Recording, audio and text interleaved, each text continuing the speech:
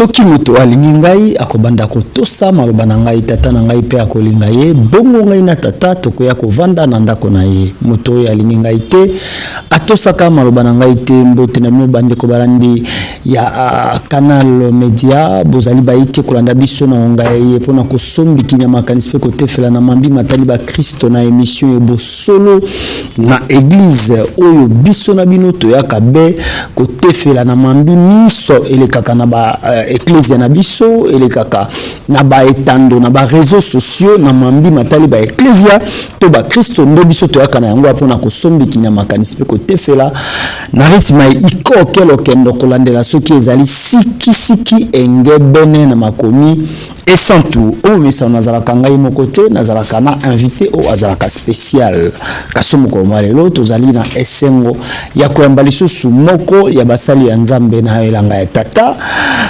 azali bongo recteur pe professeur ya université de la foi chrétienne awa na engoma mokonzikisa sapeli banda ya mboka na mboka misusu azali pe bongo lisusu mokambi ya etando ike monene ERB télévision évangéliste Roger Baka TV yenda zali mobianga mena biso ya mokomaelo na kombo ya évangéliste Roger Baka Jika. Shalom et bienvenue. Shalom Famba, bonne année.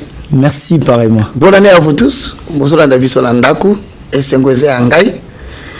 Et amuki abasali, c'est-à-dire en français le plus petit de tous les serviteurs de Dieu.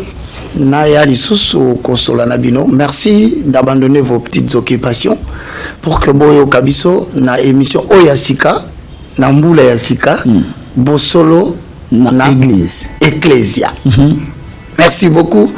Bon l'exangonga malamu na biso toyebi mukie, nous n'avons pas la prétention de tout connaître, mais la mission qu'on a biso bénéficier du peu que voilà, merci na équipe technique costaud ezako kambabiso fia lungela na bevitre na ipo na bande ko bike banso baliawa merci na DG Jacques Dikou Kalonge na ba yike bozali banda boko landa biso na ba réseaux sociaux boko landa biso na libanda ya mboka bozala ebele po mingi ezali ya koloba otoko sombiki na makanisi na évangéliste Roger Baka.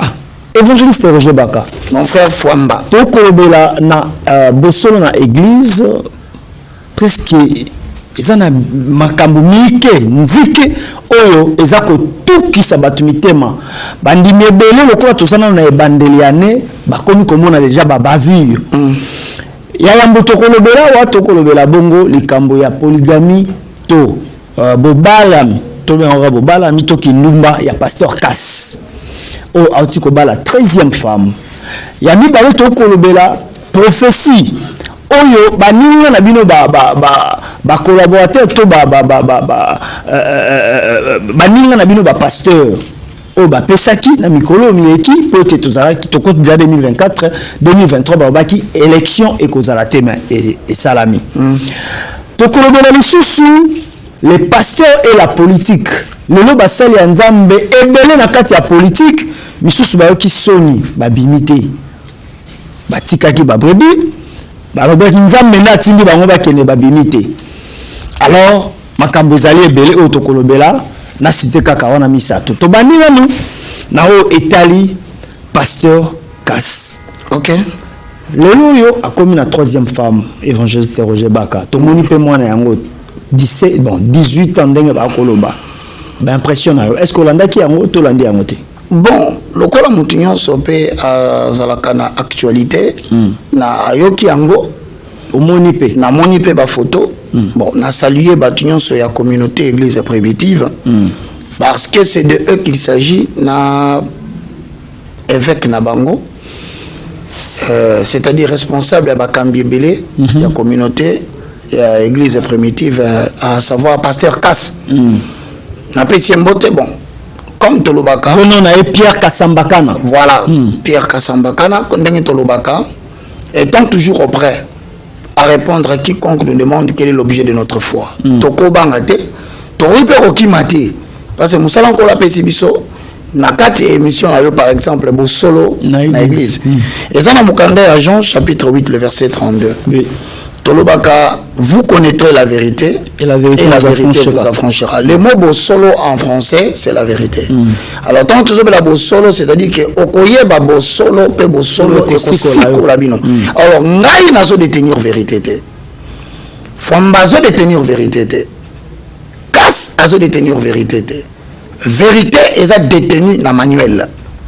Voilà la vérité. Socle. Voilà pourquoi à chaque fois Tolobaka, pour que tous à la subjectivité que alingaka mutu te azaka na problème mutu Tolobaka toujours il est écrit. Alors yope na ndaku par rapport à mutuna oyo natiki famba tuna mutuna biso tokozonga kana makomi. Que Dieu vous bénisse. Voilà, biso Tolobaka toza ba berien c'est-à-dire ba verfi ya makomi. Ba verset nyonso évangéliste Roger Bakaropesa wa tokotanga na bino longo bino pe na ndaku bokotanga. Ya obi ye mutaza na vérité batami na Biblia. Mwana wana balobi azana 18 ans. Pasteur Kass wana za 3e femme naie.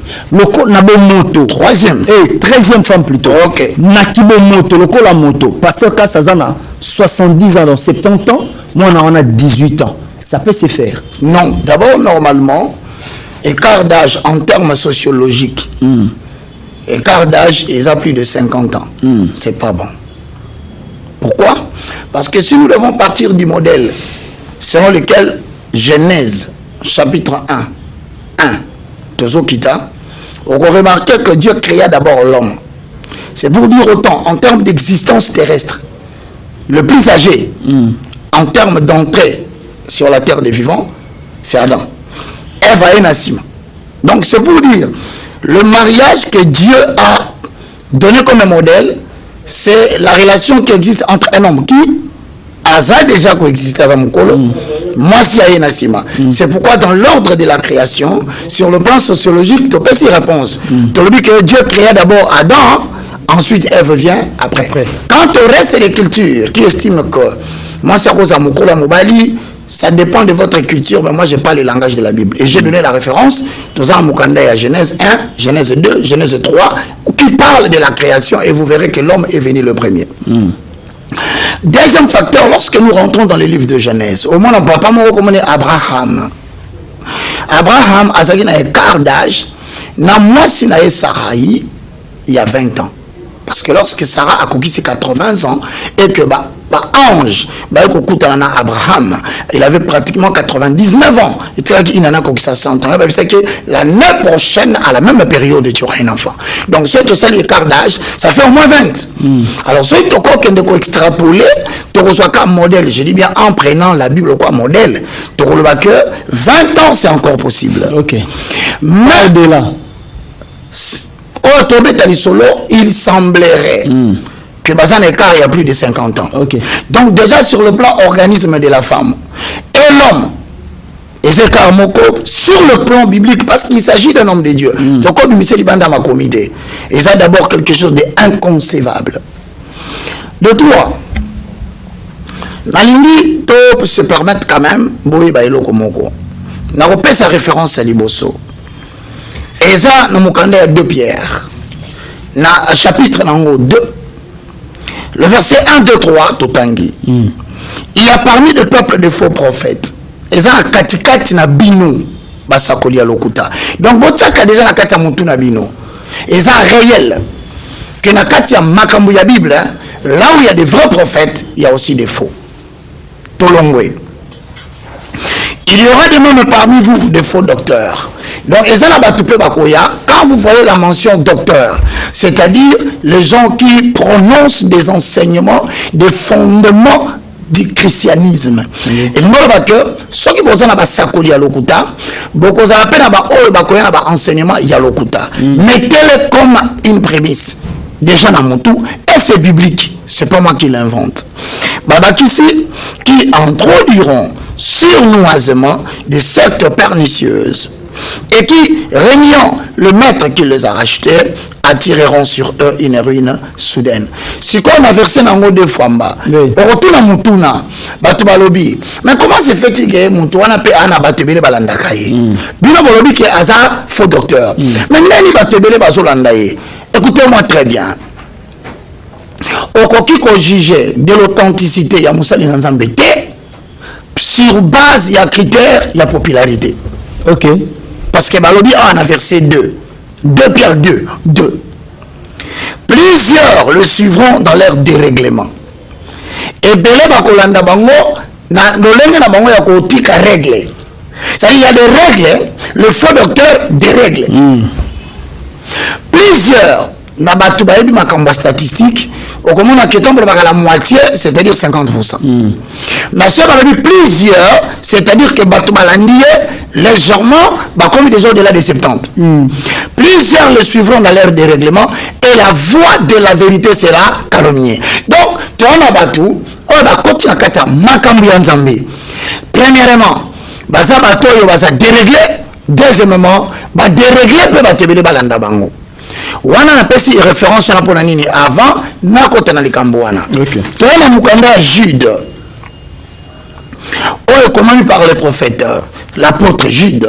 Mais il a eu thème thématique principale. Alors il parle du combat de la foi. Jude combien? Jude est dans le chapitre 13, toujours dans le verset. Ok. Quel est Jude le verset 4? Verset 4. Vous allez constater. Jude est dans le chapitre 13. Et dans le chapitre 13, c'est dans le verset 4. Mbalamoko.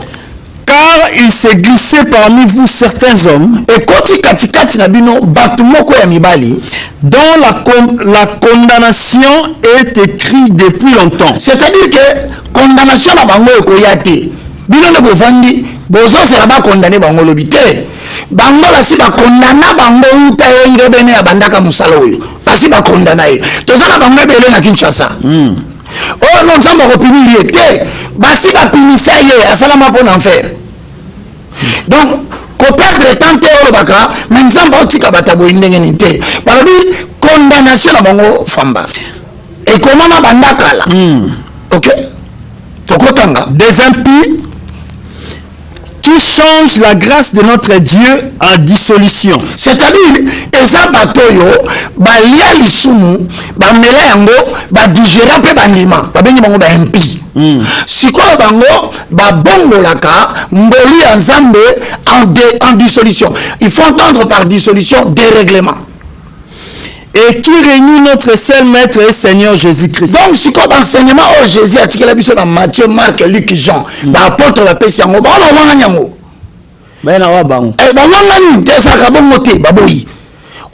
La grâce, c'est un pasteur Kassalobara, polygamie ça m'a bêté. Dérèglement.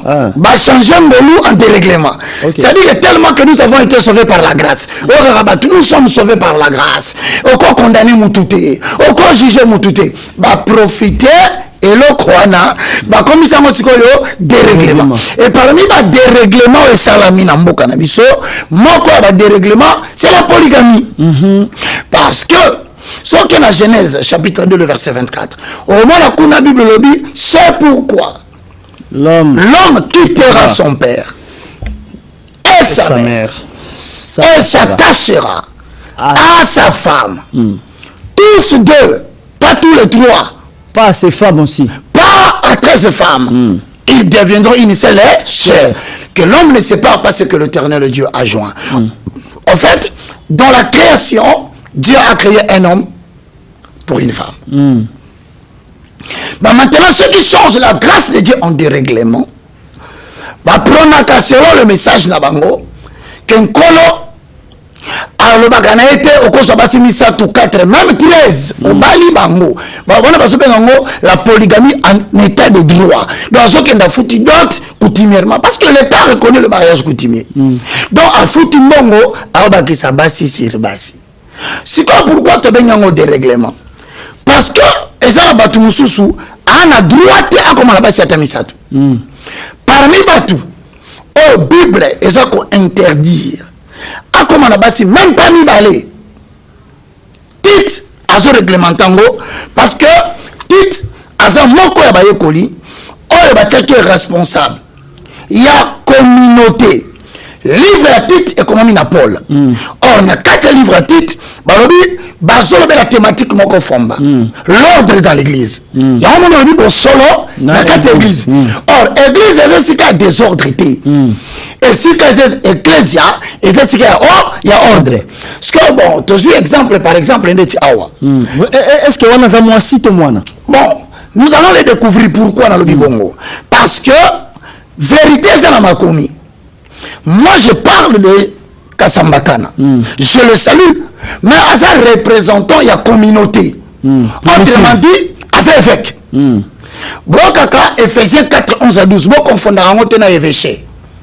Ephésiens 4, 11 à 12 en accord avec 1 Corinthiens 11, 1 à 2. Bah, dans Ephésiens 4, 11, ministère majoritairement connu. Kuna baso régir ba apôtre, ba prophète, ba évangéliste, ba docteur, ba pasteur. Mais si it alobeli makambu ya ministère majoritairement connu te.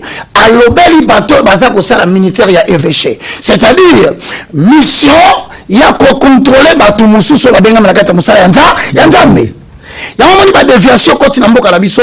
Faut tout comme un point que c'est la réglementation moko parce que si la bimisi statut moko dans le règlement d'ordre intérieur il y a un lot comme on a proposé peut-être dans mandature kotisika to benyango ne balobaka ordre de médecins, ordre des architectes. Faut biso peut-être ça la réglementer par l'ordre des serviteurs de Dieu. Lequel ordre pousse tout serviteur de Dieu à se soumettre aux réglementations ou ça na kati ya doctrine. En fait, des ordres outindé wana. Famba togota ma titre. Oui, titre. Le chapitre 1. Titre chapitre 1. Tokoti.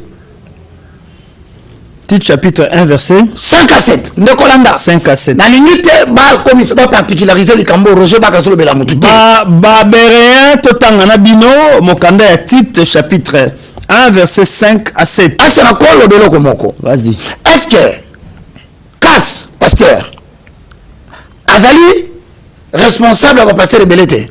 Si. Bien sûr, vous le savez. Alors, comme il contrôle les autres pasteurs en termes de conduite, il est soumis à une législation si du moins il se reconnaît être dans le christianisme. Au moins, quand il y a le christianisme, tu es condamné. Parce que nous n'avons pas jugé ce dit dehors. Mais dès lors qu'il dit qu'il est pasteur, dans quatre églises primitives, il y a christianisme, voici le verset qui le condamne. Ok, titre chapitre 1, verset 5 à 7. Je t'ai laissé en Crète, afin que tu mettes en ordre ce qui reste en réglé. Ok. Ok. Et que, selon mes instructions, tu établisses des anciens dans chaque ville. Alors, c'est ici qu'on dit que, toi, c'est la responsabilité pour établir le pasteur. Toi, c'est la responsabilité pour établir l'ancien. Toi, c'est la responsabilité pour établir le diacre. À la manière du pasteur Casse, qui était mon copain, j'espère que moi, c'est un petit peu dans la province. Oui, il y a qui envoient. Ah, on dit que Azali évêque qui a pasteur qui nous envoie. Il y a l'église primitive. Alors, il faut recourir. L'autre va saigner. Baka condamné. Qui suis-je moi pour le condamner? Malobanzambe. Totanga. 6. S'il s'y trouve quelques hommes irréprochables, mari d'une seule femme, il faut que la ville. Irréprochable. Alors, si on peut comme un évêque, à moins qu'on le mois, on va évêché parce que ça réprochable. Si on a 4 réprochables, critère à l'Iboso. Et il y a des affaires fidèles. Irréprochable après. Irréprochable, mari d'une seule femme. Tout ce qui va. À quoi? Mari dans un mois si moko. Mobile, il y a moi si moko. Or, dans les cas échéants, il y a combien de 13. Et il y a des affaires fidèles qui ne soient ni accusés de débauche, ni rebelles. Autrement dit, comment il y a diriger Moussa Nzambe? Selon les Écritures, ceux qui bannent Oyoboti, bakangi moko ateka diamba. Olongo évêque. Misu Andumba. Bakangi mona note bakutaki na musicien chrétien moko bazalaki kosala ba tripotage. Olongo évêque. Bomoro miloro to ba olongo la. Olongo. pour établir évêque dans certaines villes. Mais il y a c'est les Écritures. Et lorsque tu as utilisé l'autorité des Écritures, parce que Batumusu Bakoti Karosala Bandimi, Bakoni ba fanatique. Même face aux Écritures, ah bon. Pas question, bon, si va passer la bisoté. Aza pasteur Nabinoté. Azali, quelqu'un qui a été établi pour mettre de l'ordre, là où il reste à mettre de l'ordre. Ce que vous en avez dit, nous avons été diamba. Vous avez fait une dengue nini. Au bas du monde, moi aussi, et créer un problème dans les réseaux sociaux. Donc, il faut, ceux qui battent Bakolongola yoté, biso en termes des Écritures, tout le monde. Ok. Marie d'une seule femme. Or, n'a qu'à échéant. C'est le contraire. Azan a combien de femmes? 13. Bon, soit Azan a 13 femmes, est-ce qu'il est conforme? Totini Mutuna. Lungula baka, peut-être que vous avez kanda nanga, na lobaka makamba pasteur na binope. Mais lungula makamba kanda, pour nous ça être parfait. Nous tous, nous battons, selon la mesure du possible, à ne pas devenir, parce que Bible le dit, malheur au monde à cause des scandales. Scandale koya. Mais j'aurais voulu personnellement à l'ère des réseaux sociaux pasteur Kass Yamoko Aleka, j'espère Aleki non terre on est à Zoleka Aleka. D'abord, moi je l'inviterai personnellement, peut-être dans CME, ceux qui a concepé là, Toya Tovanda, toi maintenant qu'on réfléchit, peut-être là ça va raison à Yazobale là-bas parce que. Mais bien sûr, Toko qui m'a toi la TVT, Toko qui m'a la télévision, c'est le mode. Il y a proclamation ouverte, il y a parole de Dieu au Tondimaki. Ce qui te croit pour l'édification, afin d'éclairer, mais la kao papa nanga, on va souvenir. Aux Anatiti chapitre 1, les versets 5 et 6, c'est Balobinin. 7. Car il faut que l'évêque soit irréprochable, comme de Dieu. Comme homme de Dieu. Économe. Comme économe de Dieu. Qu'il ne soit ni arrogant, ni colère, ni à donner au vin. Or, en termes d'arrogance, Makasi. Petit sorcier, race de vipère, petit serpent, tu es maudit. On dit que à quoi il suit le deuxième critère? Je le salue mon frère, je n'ai pas de problème envers toi. Je salue toute la communauté primitive. Bon, si que l'angate, vous avez la fanatique à mon tuteur, vous avez angate, vous avez la pasteur, vous avez béréen. Les gens qui vérifient les écrits. Un homme de Dieu ne peut pas être arrogant, deuxièmement. Ni colérique. Ah, et donc on découvre que ça n'a pas de choix. Bango. Des choses qui plaisent. Au monde, on a dit Timothée chapitre 4. Voilà. Ni violent, ni porté à un gain déshonnête. Voilà. Tout ce qui est. Donc, en conclusion, si nous devons dire ici, Makambu pasteur Kassasali, c'est pas biblique. C'est pas biblique. Non seulement que ce n'est pas biblique, mais c'est aussi, ça marche à l'encontre de son évêché. Parce qu'à ça, évêque, comment ça n'a qu'à le Kouana? Celui qui aspire aux fonctions d'évêque, ça clair. Il faut remplir les critères. Il faut remplir les critères et surtout préciser. La communauté naïe, Azali évêque. Et comme il est reconnu sur le plan ecclésiastique as évêque, il doit faire de son mieux à Kamata 12 au Bazawana. À libérer Bango. On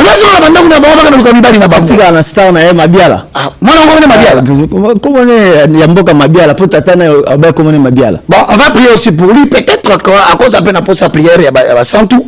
Pour tous ces Nzambé, mais il y a une pratique qui n'est pas bonne dans le monde d'occultisme. C'est un évangéliste Roger Baka.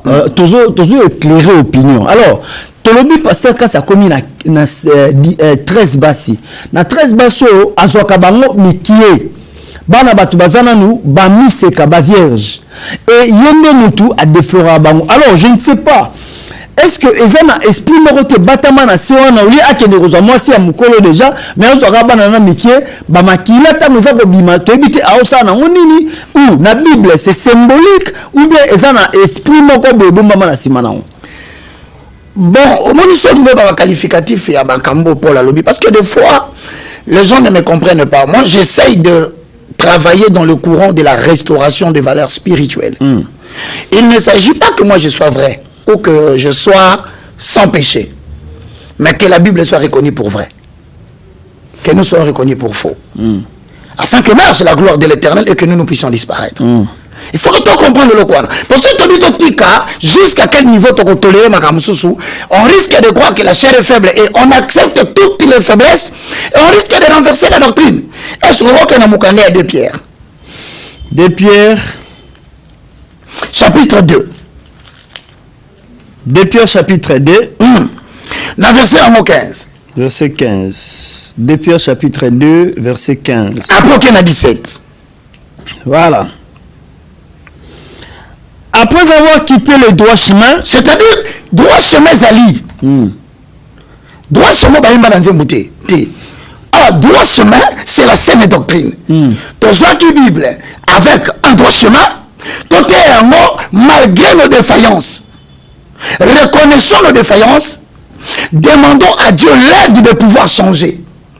Mais aussi la capacité de transmettre la vérité en toute droiture. Même si ils ont frappé Yomoko. Après avoir quitté le droit chemin, c'est-à-dire que la minute où on est a quitté le droit chemin. Ok. À ça, après, il y a mon côté. Non, na église nae.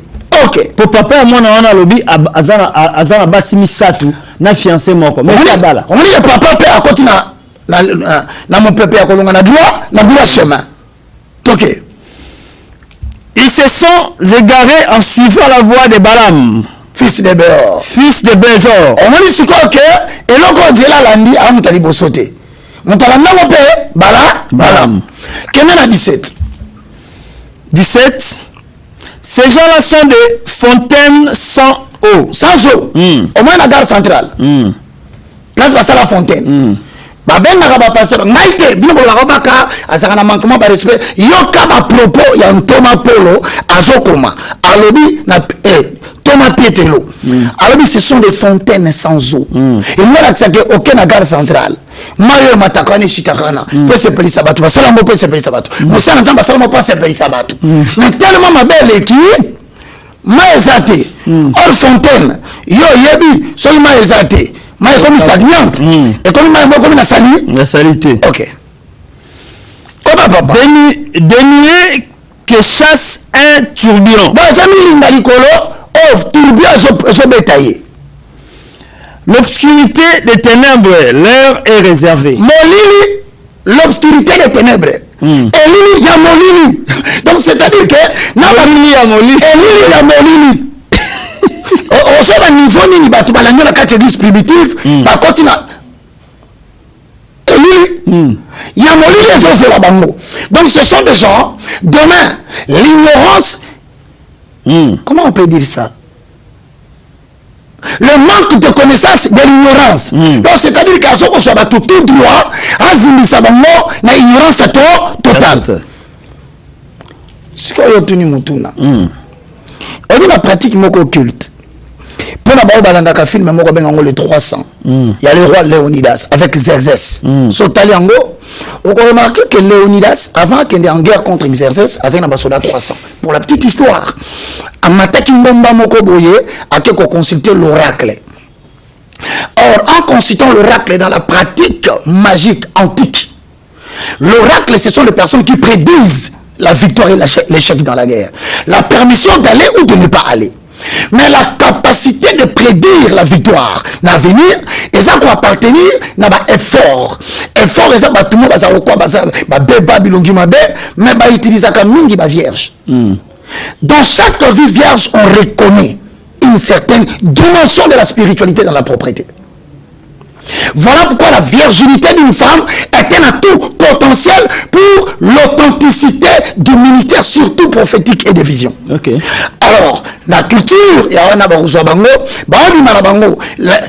crainte de Dieu de ces filles-là, leur virginité fait l'objet de leur mariage. Mais encore plus loin, parce que quand il y a le biban, c'est balinga kaye bango moko après akei ko bala bango. Bon, cela reste encore à prouver parce que ça déclaration monoko na ye. Moko pa le baki na banda ko linga déjà banda kala. Mais souci na ngeza ki bala ngai. Est-ce que moi no azana kati ya mulili akoma na monoko ngando?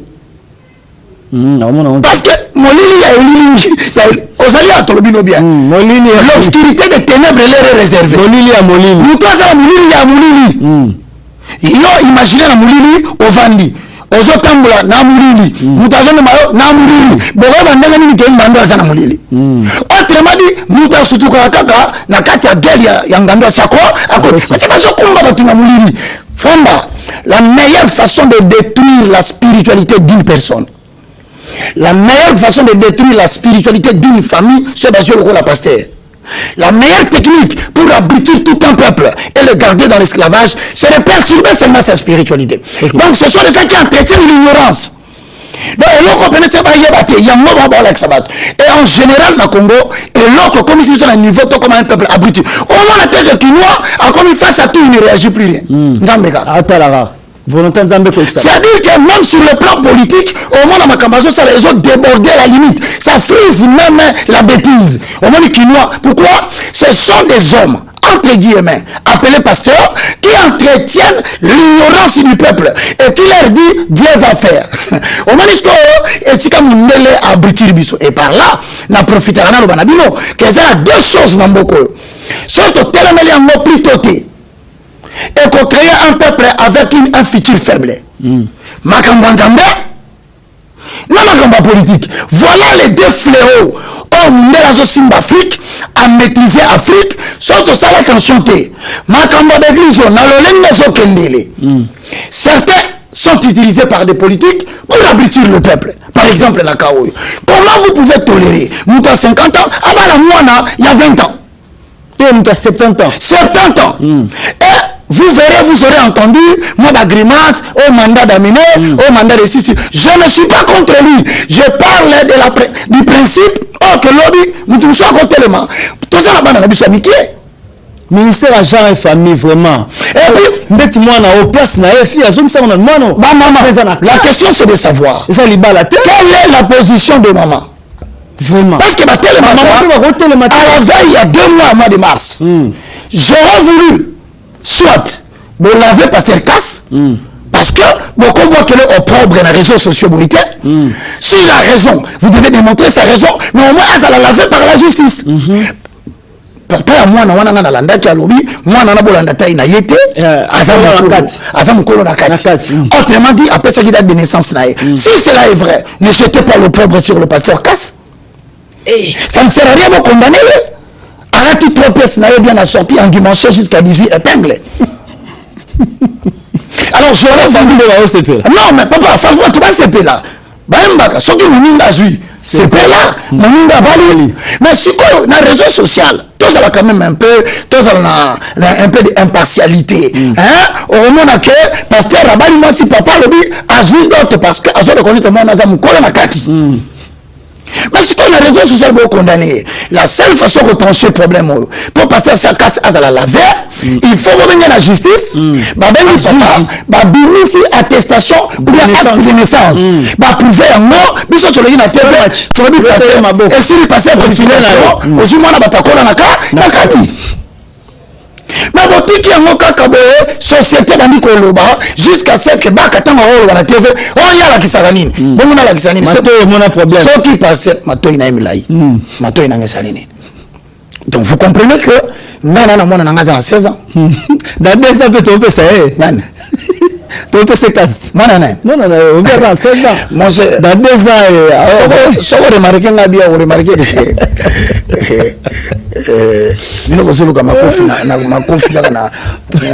Pasteur Abunda.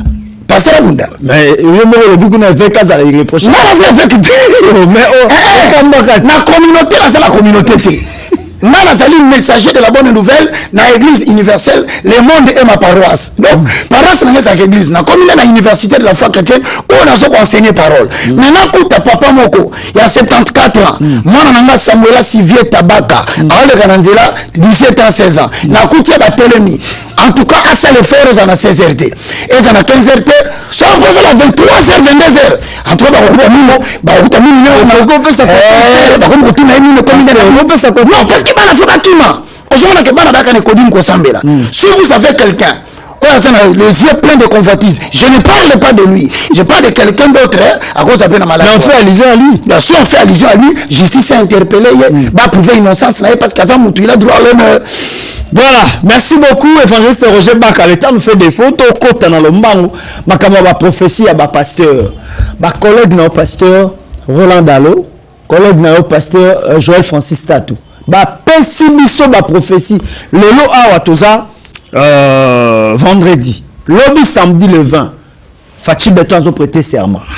Joël Francis a lobby, ainsi dit l'Éternel. Sinon, Bokate Loboko. Ce qui est élection, ça n'a pas élection en 2023. Nzamba la raté, élection salami. Ok. Si on Nzamba Kosi, toi Kosité. Bon, Nabandi Boye rapidement. Vous devez savoir d'abord une chose, hein, que le ministère prophétique tire son origine d'une institution en Israël. Et Zeloko et Banda Awate et Banda en Israël. De deux. Il y a deux types de ministère prophétique. Naïbité Roland, que je salue. Apôtre Roland, Silika. Bon, ça va. Je m'excuse, mais moi, on me donne un abaka pour mes athées. Apôtre Roland, il y a Philadelphie. Ok. Il y a apôtre national. Non, au moins, il y a un mingi. Ba comparaison en athée parce que baza baleki na ngana ministère olobi baza baleki Roland Daloleki na tant la bandi makambo nzambe na mboko yo je le dis en toute humilité pour la traçabilité historique na bandi côté na kata film depuis l'an 2000 na moni on a interprété film aux autres athées il y a déjà l'église il y a bi makambo maté à comprendre que na kata interprétation il y avait un messager de la bonne nouvelle qui parlait na cause film même encore sous le leadership de Sony Kafuta, n'a copé 60 références bibliques. Les autres. Ok, je prêchais au travers le cinéma. Alors, à cette époque, comme la Bible dit, Paris Jean-Baptiste. Il y a l'endroit déjà. Non, et ça, ça qui balait qui va autres. C'est belé, ça y est mon côté. Ça qui déjà l'ONU, ça c'est le Philadelphie. En 2020, il y a déjà à l'ONU, je ne parle pas pour ma vie, je parle pour l'historique. Mais pas quoi, je te confirme. Basé belé, ça y est mon côté. Quand on a été dans mon nation, on a fait comme belé. Na si na wubeli na musalo ba yebi ba tobele ba na mboko ba bikeno baka abandi ba kamanza me la TV ba passer de belé basé belé na kopesa mongo mongo matakate pour un évangéliste. Non ba matakate na bango bazali ba passer ba comme ba Dieu ne travaille pas avec les matata au moins nous zo beza la mboko na so bazo entretenir ignorance. Dans le ministère on ne monte pas. L'évangéliste n'est pas plus grand que le pasteur. Le pasteur n'est pas plus grand que le docteur. On a les moindres de le moindre évangéliste parce que si on peut comprendre que Actes des Apôtres chapitre 26 le verset 16 vois je te fais sortir du milieu de ce peuple vers qui je t'envoie, afin que tu leur ouvres les yeux, que tu leur fasses sortir les ténèbres à la lumière, de la puissance de Satan à la puissance de Dieu. Tu n'as dépeuplé la camp de l'ennemi.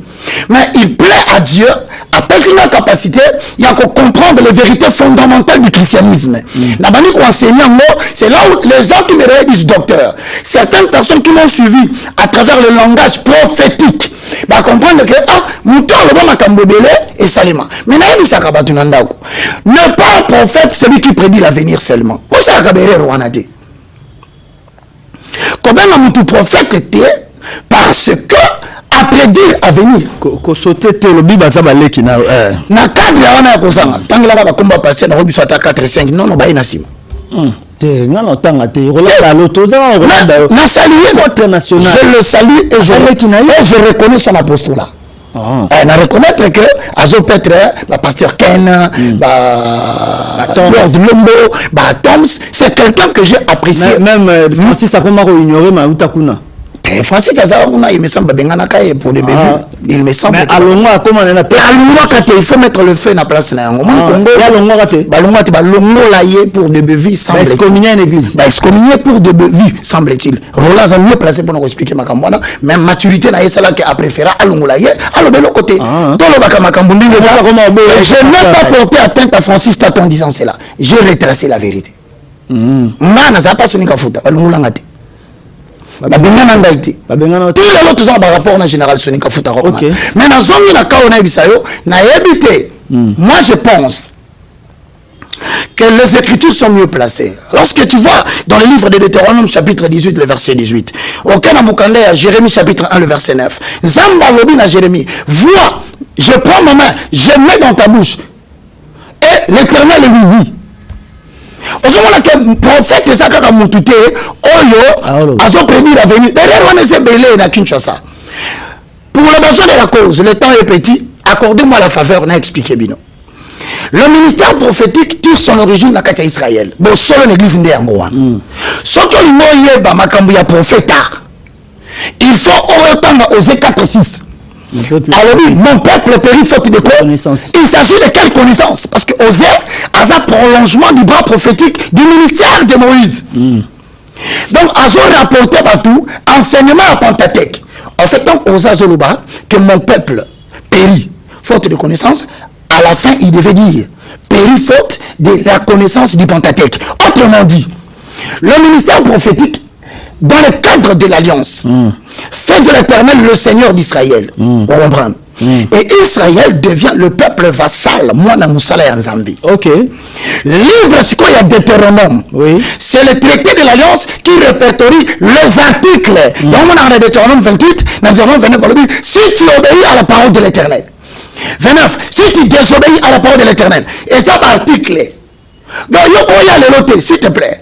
Au terme à Congo, au moment où Congo, le loté il y a Deutéronome 28. Pasteur, tu péris faute de connaissance. Alors qu'on nous dans Deutéronome 28. Et ça, ensemble, il y a un article, où ils ont constitué traité de l'alliance. Il y a Israël et son suzerain le Seigneur. Et Talika Kabango. Parce que là, on utilise la condition optative, c'est-à-dire option. Mais dans le Nouveau Testament, nous avons géré par la bouche de Jérémie. Alors, ce jour-là, 31, Jérémie, je prendrai mes paroles et je les inscrirai dans leur cœur. Mon connaissance, c'est important. Ils seront mon peuple et je serai leur Dieu. Mais si on a cadré l'alliance, fonction prophétique, c'est que le prophète apparaît comme un émissaire. Donc,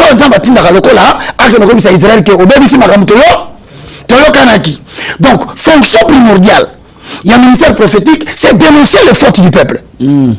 Alors, s'il faut dénoncer les fautes du peuple, Roland devait être le premier à dénoncer le problème des élections.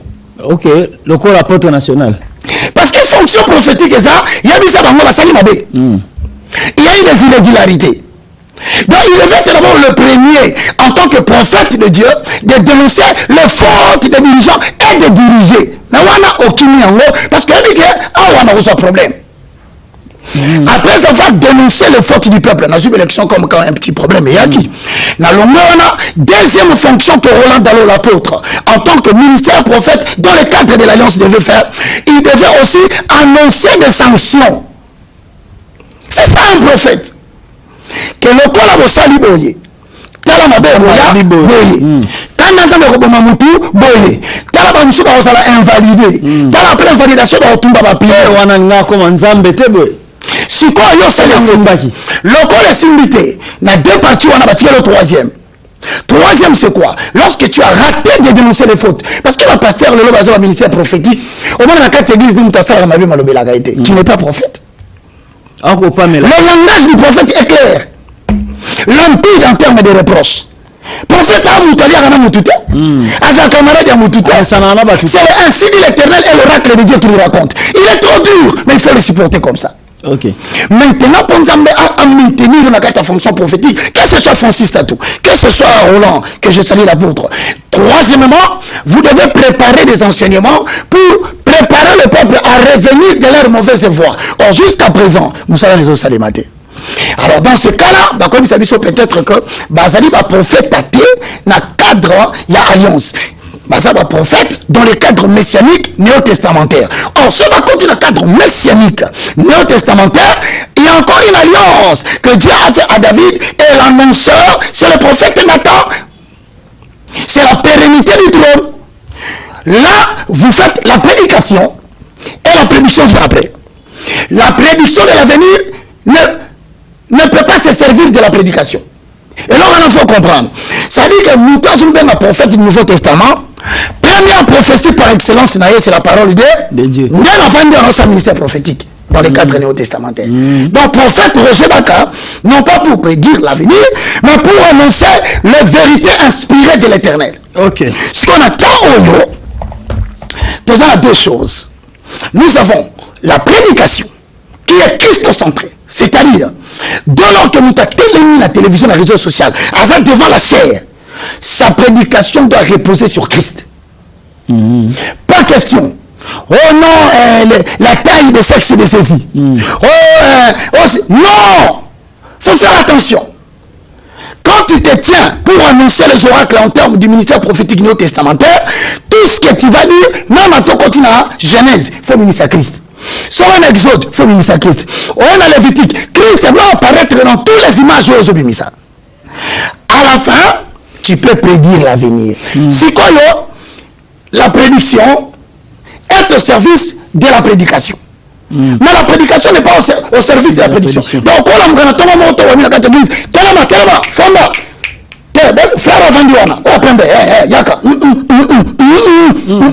ça, c'est pas le ministère prophétique. Ça, c'est l'abus, le dérèglement.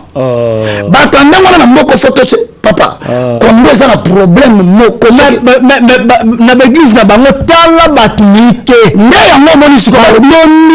parce que prophétie Zali, frère, sous-vêtement rouge. Ce n'est pas le ministère prophétique.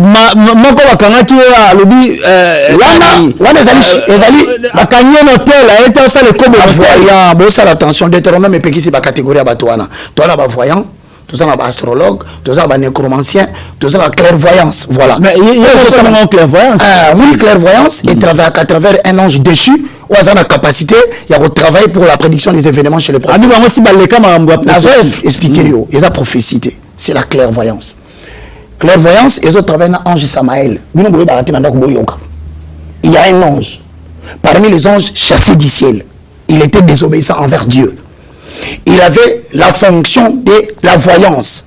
C'est-à-dire que quand Dieu veut faire quelque chose sur la terre, il passe par ses anges au basal action d'opération. Mais là, parmi les désobéissants, ange moko comme Samaël, Kanga Yangolelo. Samaël appelle sa capacité à clairvoyance. Clairvoyance est différent de la prophétie dans le sens que la prophétie dénonce les fautes, annonce les sanctions et prépare la prédication pour amener le peuple dans l'ordre. Voilà pourquoi dans 1 Corinthiens 14, le chapitre 2, le verset 3, celui qui parle la langue parle à Dieu. Il édifie l'église. Le console et l'exhorte. Au contraire, celui qui prophétise, il édifie l'église. Donc ça veut dire en d'autres termes, la clairvoyance, au moins Moutou, à quoi il s'est passé. Et puis ça va tomber vrai, parce que c'est de l'authenticité, il y a un salamon commun dévié. Clairvoyance. Sous-vêtement à Pembe. Clairvoyance. Vous avez mis de l'or dans la poche. Clairvoyance. Papa n'a aucun monitel. Clairvoyance. On a quatre salles, c'est le comme on a M, A, R, I, E, c'est Marie. Clairvoyance. Le prophète. Dans les prophéties théories, ce point va prophétie. Prophétie, il y a mode d'opération d'ouverture. N'habitez so vous comprendre nga mutuna mutu azana canal ya ouverture nae ba mususu okoma na koti na carte église bonamba bula oto ezabo bonganga na zambe te kodi na bango ya ngona pour passer pour l'église d'Ambabula on va mususu atteindre église na couleur ka jaune. Il y a des anges qui n'ont peur qu'avec des couleurs et ça ba mususu à opérer l'église à travers le drapeau qui contient le pentacle de triangle à 5 angles. Il faut avoir un code d'accès. C'est-à-dire, il faut avoir un accès à l'ancien. Ok, c'est ça. Nous sommes à la musique.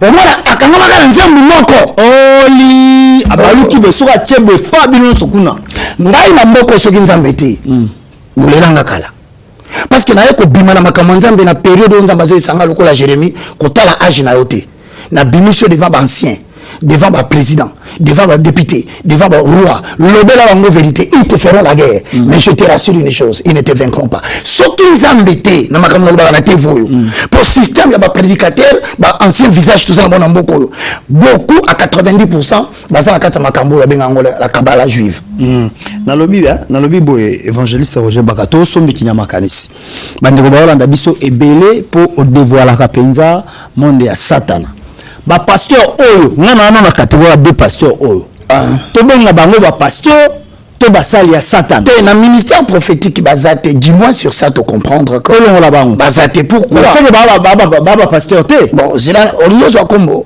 il faut to yeba po tisiko meti Francis Joël a outi ko masquer sous prophétie na ya alambi yango suki to ka bati mungu na pipil abi bo kanisa teke eli ko musabango ba faux prophète basaka ba sali ya nzambe et puis ba authenticité bon ngai na ko pesa bango kombote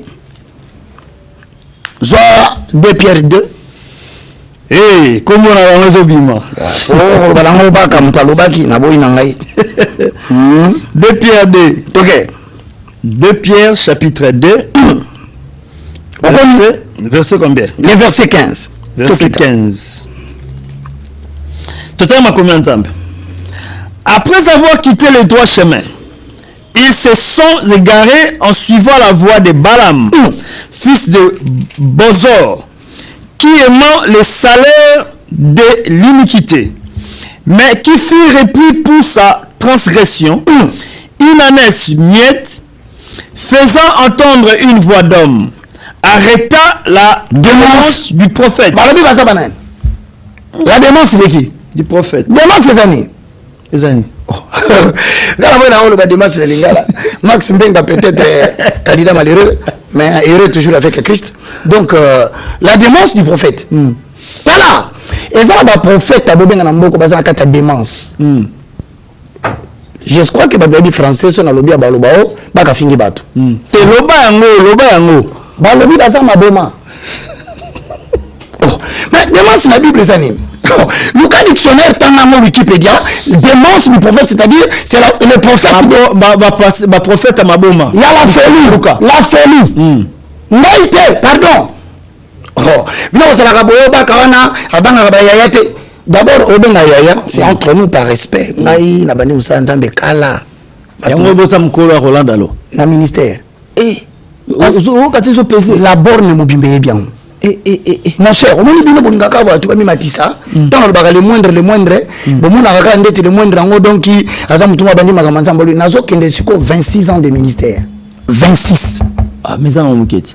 Ce qu'on a 26 ans là, Naza Bayaya. On a talaka na respect. Deniles Sony Kafuta. Deniles fait yana yo. Kizamina Kibila. Deniles sigas. Albert Kanken. Deniles. Non, Deniles je crois, ça je ne m'abuse pas. Période nino pasteur pour nabika bandate mais nabika que pasteur Sonia pesa kaye gilet na stade mais je ne me rappelle pas exactement l'année on se comprend mais au moins na ça ba aimé oh na l'hôpital baza propre parce que on se tient ba propre na l'hôpital baza propre na otanga bandera na zotanga ba lokola ba aimé OK après on ba nanga sonan Sony Kafuta Rockman Tambuluko kité c'était méné Tambuluko qui Sony Kafuta Kiziamina Bishop Albert Kankenza Monambo. Oui, na wana archevêque bishop té. Bon, ça dépend. Parce que de toutes les façons on a commencé par archevêque Azalate. Tika kubuka muninga ko eza muninga ko bina buka yaya. Na buki yaya té. Eza ba titre honorifique. Le titre d'honneur conséquent. La Bible ezate. La Bible eza na nulle part na Bible archevêque ezate. Mais baza onction makasi. Partage génération. C'est-à-dire onction c'est quoi? Onction sur bébé ton solo à toi au Vandawa. Au moment que oh je ben onction ben on va faire étranger. Biso ben on le fait étranger. Ba mon talibanda. Parce que on s'est battu. Par exemple na boko so ba biso comme onction na Congo. On est sur la nice. Voilà, to na Afrique. On est sur la au dépôt. Mais au dépôt je vais sur la nice. Ça peut papa na yo. Au dépôt azali mwana ya Kenneth Copeland. Kenneth Copeland, tu vas sembler en église à vainqueur, moi j'aime pas dire des mensonges. Comment Kenneth Copeland remonte? Kenneth Copeland a sali moi Kenneth Agin. Moutaliboso, il y a l'église de Reveil, de Revival Church dans les États-Unis d'Amérique. Roma Church dans l'église Newana. Mais d'après les enquêtes, que ce soit Kenneth Copeland, que ce soit Kenneth Agin, basé 33e degré franc-maçon. Ok. Vous savez que Bilo Moussou Bolo Manakata Mboko, surtout qu'on se permettre de étaler la vérité, mais nous avons dit qu'on a Kinshasa. Parce que nous trouvons à Kenneth Copeland, tu ne vas pas me dire que nous avons dit à Zate. Kenneth Copeland a 33e degré franc-maçon, fils de Kenneth Agin. Mon père spirituel, entre guillemets, de dépôt. Je n'ai pas tellement dit que Tibi Jo choisit mon takindoki. Na Congo, ba finga nga papa Nigeria. Mais à Koufa na sa pongi. Je n'ai pas la TV si tu ne te réponds pas, tu mourras. De la même façon, hein? Oui. Et ça nouvelle année. Bon, que sur le plan politique, il y a une certaine renouvellement, hein? Il y a classe politique. Mais je conçois, moi, en tant que prophète, qu'il n'y a pas eu élection. Personne ne va me faire changer cela. Il y a eu vote. C'est-à-dire que les gens sont allés sur les urnes, ils ont déposé... Non, ils ont déposé le choix au Bamba Kanisaki. Mais quant à la publication, pour avoir les gens que vous avez réellement voté, c'est là où on définit le mot élection. Parce que tout le monde a commencé à voter. Oui, mais tu passes à la batte-belé, le lobby électeur, belé peut décevoir le candidat. Alors, on a voté, quelqu'un a voté, nous sommes Famba. Depuis pas, il y a dit que là, on a voté. Depuis 1961, 1963, après que De Gaulle a commencé une crise, à se sentir que l'Europe ou bien France, ils ont perdu notoriété, il fallait prendre possession de la colonie africaine. À ça, 20 000 km en 9 jours pour nous faire voter le pays africain, soit Barondima, Batika la Paré Nabango. Et ça, un système qui est établi en Afrique, comme on a les réseaux Fokar, on a les Yawa, on a 4 églises. Depuis 1961-63, en Afrique, Tilelo, moi, j'ai organisé l'élection à Zate. Voilà, moi, binani okanati kanani. Oui bien oh. Tena barata. Binani okanati kanani. Pasteur à côté politique, ma comme côté la politique na kati église. Eza thématique, eza thématique. Au koya nango lobby, est-ce qu'un homme de Dieu du ministère majoritairement connu, Ephésiens 4:11 à 12, pour définir le concept bien. C'est par là que tu peux passer passer ngalasi. To soki wa wapi. Na minute oyo okisinza mbeso. La capacité de Ngalassi en tant qu'évêque, il y a louange. C'est de revenir à la télévision et de demander pardon pour protéger l'avenir de la louange. Mais chaque jour peut-être résoudre. Et comme au propre, et ça les colonnes bino, mais comme ensemble et so fingama. Oso imaginer batou, ba vandi penza, ba yebani na mboka te, ba ni ba yeba bango. Mais je pas qu'à 26 ans, partout, quand tu ne sais pas comment naï apostolité. C'est parce que nous avons la politique est mouibi. Est-ce que vous votez politique est ça qui nous et ça il y a même aucun député. D'abord nous avons sur Liban de fingo bien pour postuler à la présidence. Il y a même quoi que mon ambassadité. Donc tu vas garder mon dans respect na ngai, na vanda na ngai pour ce qu'on postuler au compte mabé. Par conséquent, la Bible dit dans Ephésiens 4:11 à 12, les 4 ministères ont été confiés pour l'expression latiniste. Nabandeli, expression en latin. Balobi cognos qui reconnaissance qui pour nani na 4 ministères. Pour le perfectionnement, les catéchismos, c'est-à-dire pasteur Moussa les années, prêche l'évangile, détecter la 4 églises bateau basé na talent, pesa bango enseignement, écola, après tindi bango la Moussa jusqu'à ce que nous soyons parvenus à l'unité de la foi. Sur notre vendia, pasteur à cause de la polygame, to habiter unité zate. Non, tu connais ce qu'on a dit. Parce que la cause de la politique, tu y habites. Ça veut dire, on a 5 ans, tu créé, ancien, il y a la foi. Ok. Donc, autrement, on va perdre la foi. Bien, on a une émission, tu as connu la doctrine. Parce que la doctrine, c'est papa, moi, qui n'a pas à Katili Kambo. Parce que comme on a lancé là, c'est qu'il y a un dimanche sur le pasteur au bazar Congo pour lobby déjà dans l'investiture, nous avons sambe la peau. C'est pasteur à Ghana. Il y a Congo. Alors, le cas est passé à Ghana. Donc, je demande particulièrement à la présidence, si c'est un prophète de Ghana, qui va mettre la main sur le premier citoyen qui incarne les destins d'une nation. Étudiez bien l'histoire du Ghana. Un homme ne donne que ce qu'il a. Étudiez bien l'histoire du Ghana. Vous verrez que le Congo est un pays atypique. On ne peut pas imiter n'importe quoi.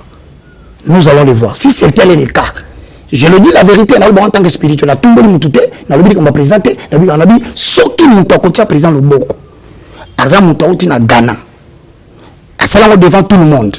Sachez que la RDC, c'est un pays atypique et étudiez bien l'histoire du Ghana. Et vous remarquerez que dans la suite des temps, un homme ne donne que ce qu'il a, l'histoire du Ghana va nous suivre. Mais je préférerais, ce Bolandais, monsieur avant, garder ça en coulisses. C'est votre foi. C'est votre façon de croire. C'est votre père. Faites-les en coulisses. Mais en public devant les ancêtres de la RDC. Sur la place du 4 1959. Là où les gens sont morts. Je te conseillerais, place Bouvandi, pour ça la prestation des serments constitutionnels. Même Kamba pasteur, pour le Boko. Monsieur le Président, si vous me suivez avec le conseiller, trouvez un temps. Nous vous donnerons une certaine stratégie pour le faire. Bon, déjà, bâtir un programme, bâtir un casse. Vous avez un programme. Bâtir un, oui, et toujours, ça n'a pas fait son information. Pasteur, pasteur, mon côté à Congo, on a la coutume en Bokoyo, Batouassa Bamanke, on a atterri à l'Obéli Bango Azati. Batouassa Bassia Batorobéli Bango Azati. Basili Bakisi Azati. Pasteur, non, sur la Tangi Tangi Mimoko, comment vous pouvez demander à la nation, Bakino Matamutumoko, avec votre président Maboko. Non, non, pasteur, non, la richesse à Awa. Ataye Moko. Non, mais il a se recommander. Il faut battre le bas, mais tu vas dans Mbokoyo. Tu remarques puis tu observes. Parce que quand tu as présent le bois, ce qui va te famba. Quand tu as présent le bois, ce qui va te. Au comme il n'attend pas, nous allons aussi à mon tour. Il y a une zone là. Nous prenons la yé. Beaucoup de gens vont se président aux gens siamo. Alors, si on peut ça la fonction là, le bon côté. Voilà, tu comme la souka numéro de téléphone, bando bonjour wapi. Biso tous à l'université de la foi chrétienne autour parfaire connaissance ya peuple de Dieu. Dans une église était. Boulimbisanga, dans une université de la foi chrétienne en sigle UFC. Étudiants balandara biso na YouTube na IFC Sion TV ou bien la nouvelle tendance. Université de la foi chrétienne, c'est pour parce que l'église a Congo est caractérisée par des cultes matinaux. Bible répétition et ils ont aidé les chrétiens en tant qu'exercice spirituel. Mais quand tu n'as jamais codifié un chrétien fort capable de défendre le christianisme comme je le fais. Venez nombreux sur l'université de la foi chrétienne, pasteur ou pas pasteur, tu peux faire un diplôme. Bisoto format et la Bible sur le fondement. Tous en venu Congo le numéro 5. Et ça la Kitambo référence entrée camp Babylone. Tous en mercredi na samedi. Tu vas dans 7h30, 2h30 minutes aussi d'ici. Na commis 8 livres. Na zana ba livre 8 on appelle ça kakour. Souci nangeza toi l'université catholique. Souci nangeza toi l'université kimbangiste. Musulmane, mais église il y a christianisme au bas ça la pérennité de l'enseignement christianisme dans l'authenticité dans Congo Voilà pourquoi je vous exhorte, venez nombreux, l'inscription est gratuite pour tout contact. C'est le plus 243 90 79 66 785 plus 243 90 79 66 785 785. Je veux dire à la présidence, n'essayez pas en public de présenter un étranger qui mette la main sur le président de la République devant les yeux de tout le monde. Vous êtes en train de provoquer l'humiliation des dieux de Kimbango. Vous êtes en train de provoquer l'humiliation des dieux de Kimpanvita. Vous êtes en train de distraire et de déranger les dieux de Haïdine Abala. Vous êtes en train de déranger les dieux de 4 messagers. Et vous êtes en train de déranger mon Dieu. S'il vous plaît, je vous en supplie, ne le faites pas. Voilà, merci beaucoup, évangéliste Roger Bakana, Malobanende, Tocheli Tono, na Bosso, na église à Mokomelo, ce colosse massi, à Zonité, Tolike, Tokuta, même comme ça, Ezaïkoya, na même un numéro, Sikabutika Malamu, Omabote Mabino, Shalom. Shalom, merci, au revoir. Merci.